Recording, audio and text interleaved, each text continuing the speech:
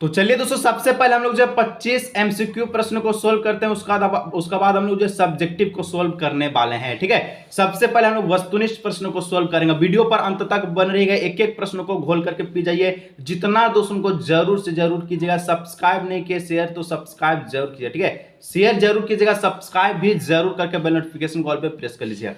सबसे पहला प्रश्न कहता, मानव भूगोल क्रियाशील मानव और अस्थायी पृथ्वी के परिवर्तनशील संबंधों का अध्ययन है, यह कथन किसका है? ठीक है, यह किसने कहा है कि मानव भूगोल क्रियाशील मानव और अस्थायी पृथ्वी के परिवर्तनशील संबंधों का अध्ययन है? यह कौन कहा है दोस्तों, यहां पर आपसे पूछा है। ठीक है, तो यहां पर इसका जो ऑप्शन नंबर है, ऑप्शन नंबर 20 का हो जाएगा। कुमारी सिंपल का कथन है कि मानव भूगोल क्रियाशील मानव और अस्थायी पृथ्वी के परिवर्तन संबंधों का अध्ययन है। ठीक है, चलिए आगे दोस्तों नेक्स्ट हम लोग बढ़ते हैं। तो 2 नंबर प्रश्न पूछा है, निम्नलिखित में से कौन सा एक विरल जनसंख्या वाला क्षेत्र नहीं है? विरल जनसंख्या वाला क्षेत्र कौन नहीं है? अटाकामा, ठीक है, और भूमध्य सागर प्रदेश, ध्रुवीय प्रदेश, तीनों का तीनों आपका जनसंख्या वाला क्षेत्र है। ठीक है, विरल जनसंख्या वाला क्षेत्र है, लेकिन दक्षिण पूर्व एशिया नहीं है। तो ऑप्शन नंबर सी इसका हो जाएगा करेक्ट ऑप्शन। आगे दोस्तों नेक्स्ट हम लोग बढ़ते हैं। तो 3 नंबर प्रश्न पूछा है, प्रतिकर्ष अपकर्ष कारक उत्तरदायी है? प्रतिकर्ष अपकर्ष उत्तरदायी है, किसका उत्तरदायी है?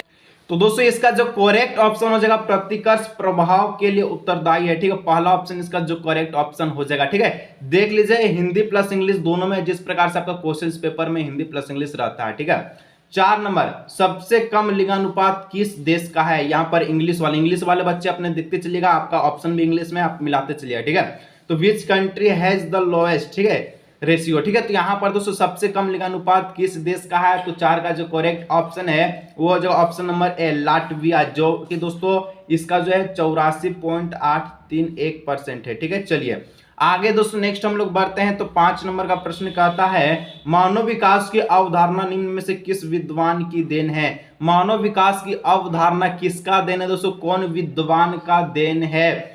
ऑप्शन का था प्रोफेसर अमर्त्य सेन, ठीक है, डॉक्टर महबूब उल हक, या फिर दोस्तों यहां पर ऑप्शन नंबर सी या फिर ऑप्शन नंबर डी। तो ऑप्शन नंबर बी हो जाएगा डॉक्टर महबूब उल हक। ठीक है, चलिए आगे दोस्तों नेक्स्ट हम लोग बढ़ते हैं। तो 6 नंबर प्रश्न पूछा है, निम्न में से कौन सा रोपण कृषि नहीं है? रोपण कृषि दोस्तों हम लोग कहते हैं जो कि रोपा जाता है, जो कि पिया जाता है, जैसे कॉफी, गन्ना, रबर, ये तीनों आपका रोपण कृषि है। लेकिन आपका सी ऑप्शन जो है गेहूं रोपण कृषि नहीं है, ये आपका रबी फसल है। कौन फसल है? रबी फसल है। ठीक है, चलिए आगे दोस्तों हम लोग नेक्स्ट बढ़ते हैं। 7 नंबर प्रश्न पूछा है, निम्न में से किस में उच्चतम साक्षरता दर है? सबसे साक्षरता दर, साक्षरता दर का मतलब होता है पढ़ा लिखा। क्या होता है? साक्षरता दर का मतलब होता है पढ़ा लिखा। ठीक है, तो 7 का जो करेक्ट ऑप्शन है दोस्तों वो हो जाएगा आप सभी का क्या हो जाएगा? ऑप्शन नंबर ए लक्षद्वीप, इसका हो जाएगा करेक्ट ऑप्शन। ठीक है, लक्षद्वीप में उच्चतम साक्षरता है, सबसे ज्यादा पढ़ा लिखा है। ठीक है, राज्य का आपका केरल हो जाएगा, लेकिन क्या है? द्वीप है, तो द्वीप का बाद में लक्षद्वीप आता है। ठीक है, 8 नंबर, सन 2011 की जनगणना के अनुसार भारत की जनसंख्या कितनी थी? 2011 के अनुसार भारत का जनसंख्या कितना है आपसे पूछा है। तो 8 का जो करेक्ट ऑप्शन दोस्तों ये हो जाएगा 121.01 करोड़। ठीक है, यहां पर जो ऑप्शन नंबर जो बी है, ऑप्शन नंबर बी इसका हो जाएगा करेक्ट ऑप्शन। ठीक है, चलिए आगे दोस्तों नेक्स्ट हम लोग बढ़ते हैं। 9 नंबर, नई औद्योगिक नीति की घोषणा कब की गई? नई औद्योगिक नीति का जो घोषणा है, when was the new industrial policy, ठीक है, अनाउंस्ड।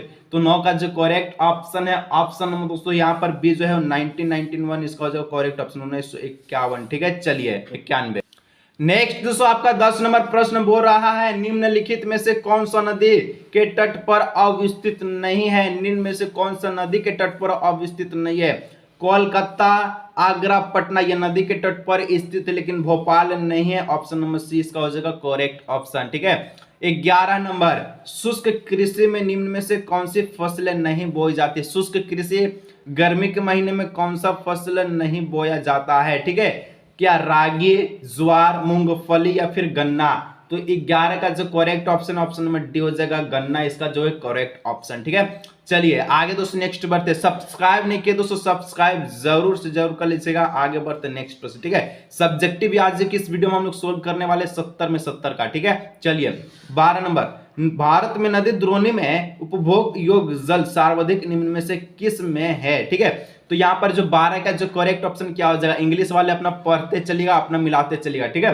तो 12 का जो correct option option number A हो जाएगा सिंधु, ठीक है, सिंधु इसका हो जाएगा करेक्ट ऑप्शन, ठीक है। चलिए आगे 13 नंबर दोस्तों बोलता है हीराकुंड डैम किस नदी पर बनाई गई है।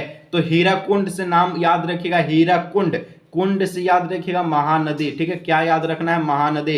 Hirakud dam is build on which river, तो ऑप्शन नंबर बी महानदी, ठीक है। चलिए आगे दोस्तों नेक्स्ट बढ़ते हैं। 14 नंबर प्रश्न का आता है वर्ष 2011 के अनुसार 50 लाख से अधिक जनसंख्या वाला नगर निम्न में से कौन सा है। वर्ष 2011 के अनुसार 50 लाख से अधिक जनसंख्या वाला नगर निम्न में से कौन है। ऑप्शन है पुणे, सूरत, पटना, रांची। तो 14 का जो correct option option number A हो जाएगा पुणे इसका करेक्ट ऑप्शन, ठीक है। आगे बढ़ते हैं। 15 नंबर का प्रश्न बोला है कि चलवासी पशुचारण करने वाली जनजाति कौन सी है। चलवासी पशुचारण करने वाली जनजाति कौन है। पिग्मी, मसाई, युकागिर, ठीक है, पापुआन। तो इसका ऑप्शन नंबर बी हो जाएगा मसाई, इसका जो है करेक्ट ऑप्शन हो जाएगा। नेक्स्ट दोस्तों आपसे 16 नंबर प्रश्न पूछ रहा है विश्व में सर्वाधिक जनसंख्या केंद्रित है, ठीक है। विश्व में सर्वाधिक जनसंख्या केंद्रित है कहां पर। तो 16 का जो करेक्ट ऑप्शन है लार्जेस्ट पॉपुलेशन, ठीक है, कंस्ट्रक्शन इन वर्ल्ड। 16 का जो correct option option number B हो जाएगा मैदान में, क्योंकि मैदानी भाग में ज्यादा लोग रहता है, क्योंकि मैदानी भाग समतल भूमि रहता है, ठीक है। पर्वत ऊपर खाबर, पठार ऊपर खाबर रहता है, मरुभूमि में रेत रहित ही रहता है, खाली बालू ही बालू। तो ऑप्शन नंबर बी हो जाएगा हम और आप जहां रहते उसको मैदानी क्षेत्र कहते हैं, ठीक है। चलिए 17 नंबर का था निम्नलिखित में से किसने संयुक्त अरब अमीरात के लिंग अनुपात को निम्न कहा है। कौन का निम्न माने कम कहा है, कौन कहा है दोस्तों, ठीक है।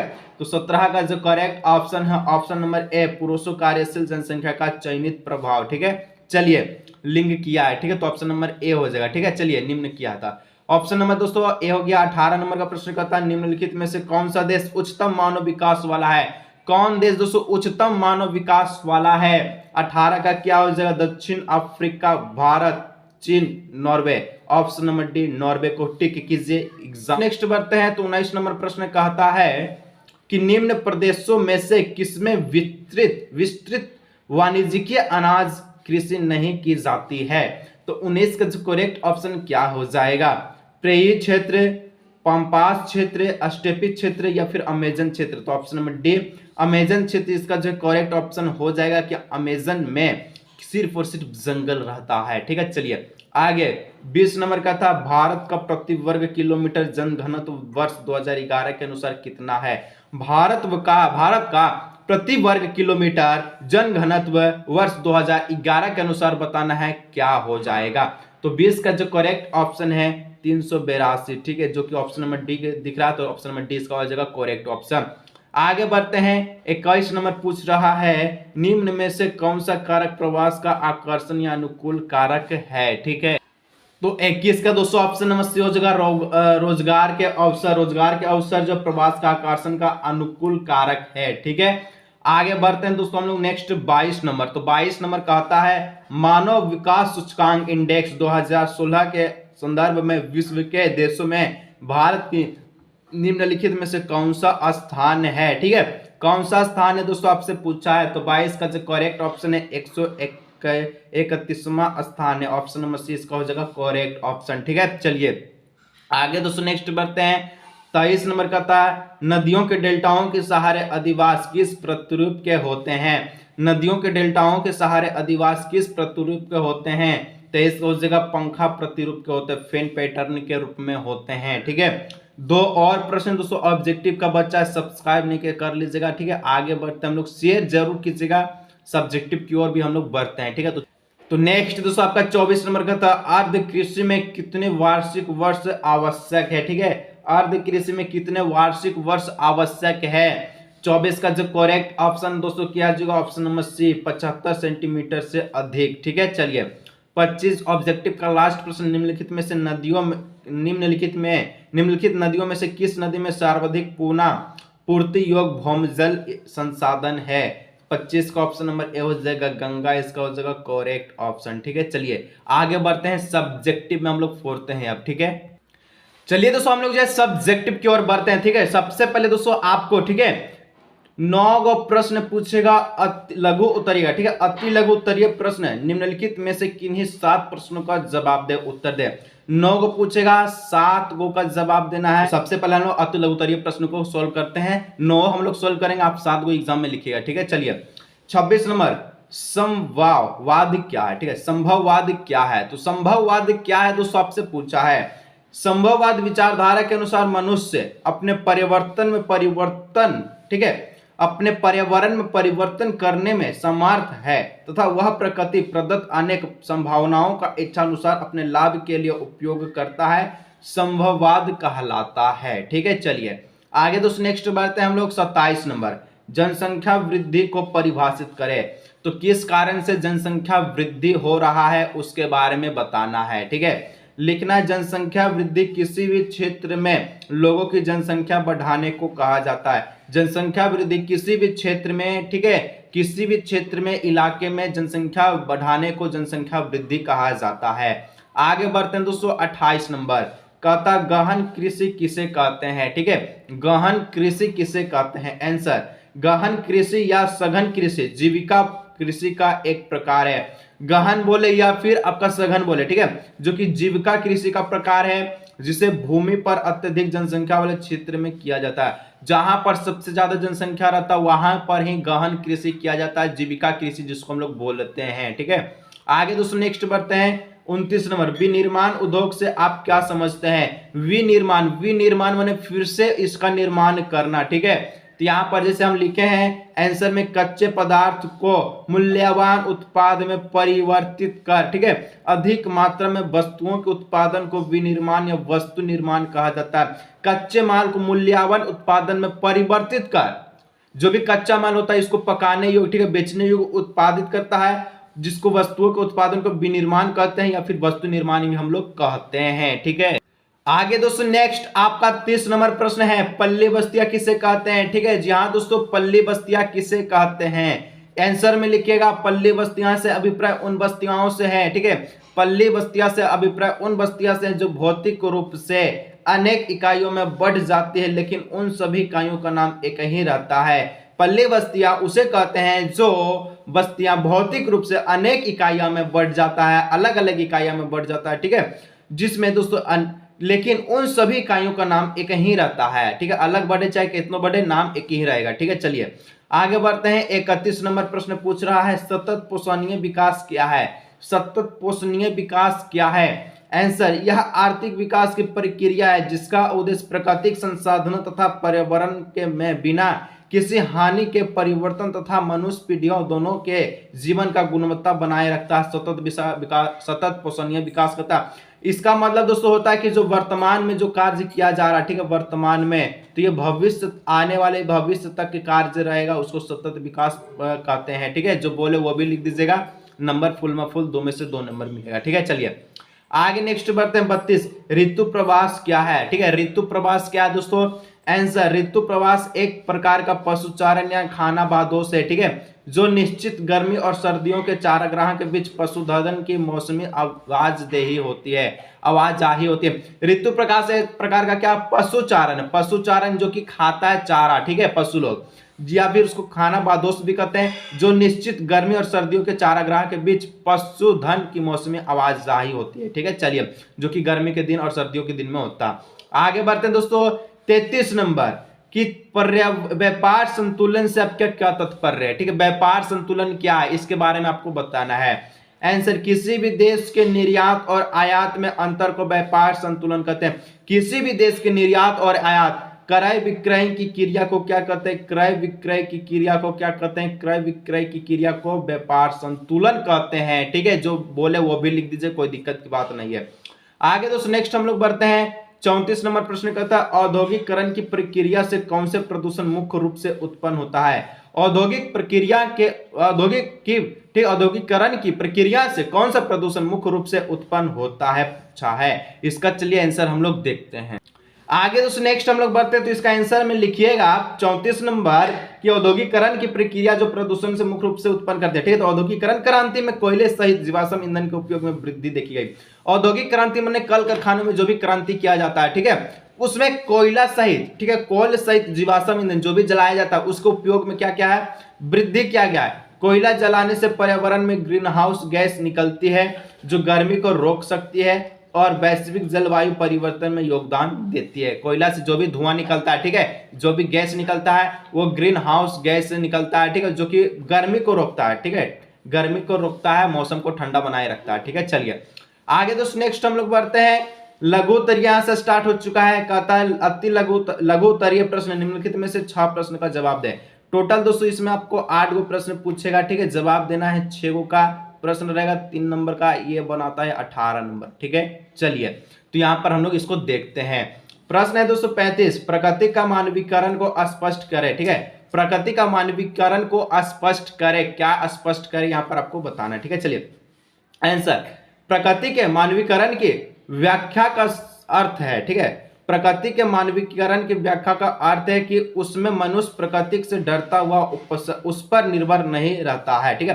प्रकृति के मानवीकरण की व्याख्या का अर्थ है उसमें मनुष्य की प्रकृति से डरता हुआ उस पर निर्भर नहीं रहता, बल्कि मनुष्य प्रकृति से स्वतंत्र रहता और उसमें अपने अनुसार बदलाव करता है, ठीक है, कर सकता है, इस प्रकार से लिखेगा। आगे दोस्तों नेक्स्ट बढ़ते हैं। 36 नंबर कहता है जल परिवहन के 3 गो लाभ बताएं, ठीक है, तो जल परिवहन का 3 गो लाभ आपको बताना है। यहां पर लिखिएगा जल परिवहन में एक साथ अधिक माल ढोया जा सकता है, ठीक है, जल परिवहन में एक से अधिक माल ढोया जाता है।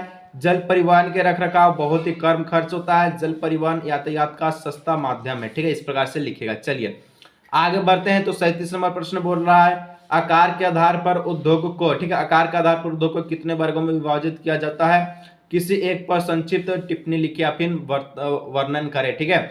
आकार के आधार पर उद्योग को 3 भागों में बांटा गया है, जैसे कि हम यहाँ पर लिखे हैं कुटीर या घरेलू उद्योग, यह उद्योग छोटे पैमाने पर किए जाने वाले उद्योग है जो घरों में किए जाते हैं, ठीक है। चलिए लिख लीजिएगा इस प्रकार से कुटीर घरेलू या कुटीर घरेलू उद्योग, ठीक है। चलिए अर्थ, ग्रामीण बस्तियों के मुख्य समस्याओं को लिखे। ग्रामीण बस्तियां के मुख्य समस्या क्या है, पेयजल का अभाव, ठीक है, पेयजल का अभाव, संसार के अधिकतर गांव में पेयजल की गंभीर समस्या है। महिलाएं व बच्चों को कई किलोमीटर दूर से पानी लाना पड़ता है। रेगिस्तान और पर्वतीय भागों में पेयजल की समस्याएं अत्यधिक गंभीर है, ठीक है।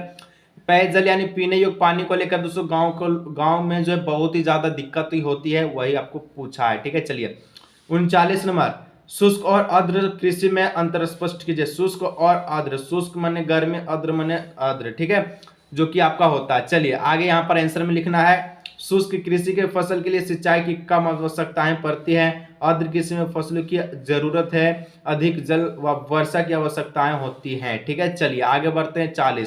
40 नंबर कहता है पवन ऊर्जा पर संक्षिप्त टिप्पणी लिखिए। लिखना, बहती वायु से उत्पन्न की गई ऊर्जा को पवन ऊर्जा कहते हैं। जो भी हवा बह रहा है, ठीक है, उससे जो भी ऊर्जा उत्पन्न होता है उसको पवन ऊर्जा कहते हैं। वायु एक नवीकरणीय ऊर्जा स्रोत है। पवन ऊर्जा बनाने के लिए हवादार जगहों पर पवन चक्की को लगाया जाता है, इसलिए लगाया जाता है जिसको हम लोग विंड मिल भी कहते हैं, ठीक है। तो दोस्तों इसलिए जो इस प्रकार का रहता है, ठीक है, उसको इसलिए लगाया जाता है कि ये घूमे, ठीक है, गोल गोल, और ये बिजली उत्पन्न करे, ठीक है। तो जिनके द्वारा वायु की गतिज ऊर्जा यांत्रिक ऊर्जा में परिवर्तित होती है और आपको बिजली मिलता है, ठीक है। चलिए आगे दोस्तों नेक्स्ट हम लोग बढ़ते हैं। तो 41 नंबर, खनिज के संरक्षण एवं प्रबंधक क्यों आवश्यक है। खनिज के संरक्षण मतलब बचाव, ठीक है, प्रबंधन मतलब रोक लगाना, दोनों एक ही बात है। इस पर क्या आवश्यक, क्यों आवश्यक है। खनिज के बनने में करोड़ों वर्ष लगता है, जिसे तेजी से हम देखिए खनिज दोस्तों बहुत ही करोड़ों वर्ष लगता है, आज नहीं बहुत साल लगेगा, ठीक है। जैसे अगर कोयला समाप्त हो जाता है तो इसको बहुत सालों साल लग जाता है कोयला के उत्पादन में, ठीक है, बहुत वर्ष लगता है, ठीक है। चलिए जिसे दोस्तों तेजी से हम खनिज का इस्तेमाल कर रहे हैं, ठीक है, जिस तेजी से हम खनिज का इस्तेमाल करते हैं उसकी तुलना में खनिज का पुनर्भरण की प्रक्रिया अत्यंत धीमी होती है।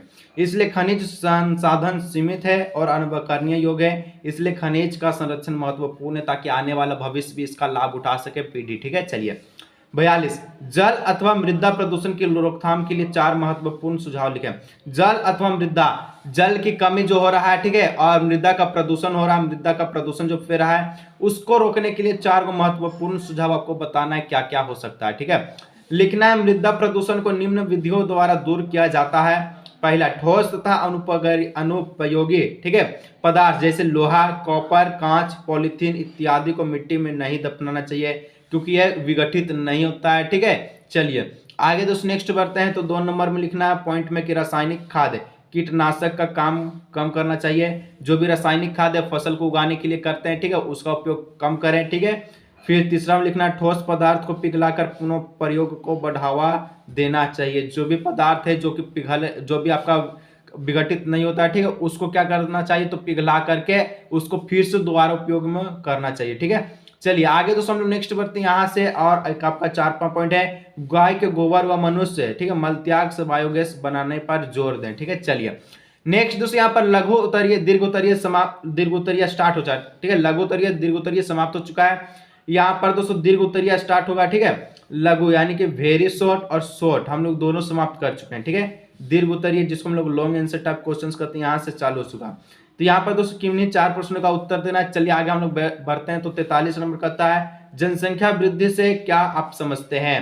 तो यहाँ पर इनके घटकों की विस्तृत व्याख्या भी कीजिए, ठीक है। जनसंख्या वृद्धि से क्या समझते हैं, विस्तृत व्याख्या करना है इसके क्या बोलता है घटकों के, ठीक है। चलिए लिखना है जनसंख्या वृद्धि किसी भी क्षेत्र में लोगों की जनसंख्या बढ़ने को कहा जाता है। आगे भी इसका संख्या में बढ़ाव की उम्मीद ही है और ये अंदाज लगाया गया है कि 2030 के मध्य तक आबादी 8.6 अरब हो जाएगी और 2050 तक, ठीक है, 9.8 अरब हो जाएगी। 2100 ईस्वी तक इसका आबादी 11.2 अरब हो सकती है। ये जनसंख्या वृद्धि से हम समझते हैं, ठीक है। नेक्स्ट दोस्तों हम लोग जो 44 नंबर बढ़ते हैं। तो कहता है उद्योगों के स्थानीयकरण को प्रभावित करने वाले कारक की विवेचनाओं का कीजिए, ठीक है, कारक की विवेचना कीजिए। कैसे लिखना उद्योग की अवस्थिति अनेक प्रकार से प्रभावित होती है। इसमें कच्चा माल की उपलब्धि, ऊर्जा बाजार, ठीक है, ठीक है, पूंजी, परिवहन, श्रमिक आदि प्रमुख है, ठीक है। चलिए आगे दोस्तों नेक्स्ट हम लोग बढ़ते हैं। तो 45 नंबर कहता है ग्रामीण एवं नगरीय बस्ती किसे कहते हैं, इसकी विशेषताएं बताएं। ग्रामीण और नगरीय बस्ती किसे कहते हैं। लिखना है ग्रामीण बस्ती एक ऐसा स्थान है जहां मनुष्य, ठीक है, जहां मानव जो समुदाय प्राथमिक गतिविधियां क्रियाएं जैसे कृषि, ठीक है, काष्ठ बर्तन और खनन आदि में मुख्य रूप से शामिल होते हैं। जबकि नगरीय या फिर शहरी बस्ती में लोग मुख्य रूप से द्वितीय और तृतीय गतिविधियां क्रियाएं जैसे उद्योग, ठीक है, व्यापार और सेवाओं में आदि कार्यरत या संलग्न होते हैं। तो यहाँ पर ग्रामीण और गांव और नगर यानी कि शहर के बारे में लिखना है, ठीक है। चलिए आगे दोस्तों नेक्स्ट हम लोग 46 नंबर बढ़ते हैं। प्रवास क्या है इसके कारण की विवेचनाएं कीजिए, ठीक है। प्रवास क्या है इसके कारण का विवेचना कीजिए, ठीक है।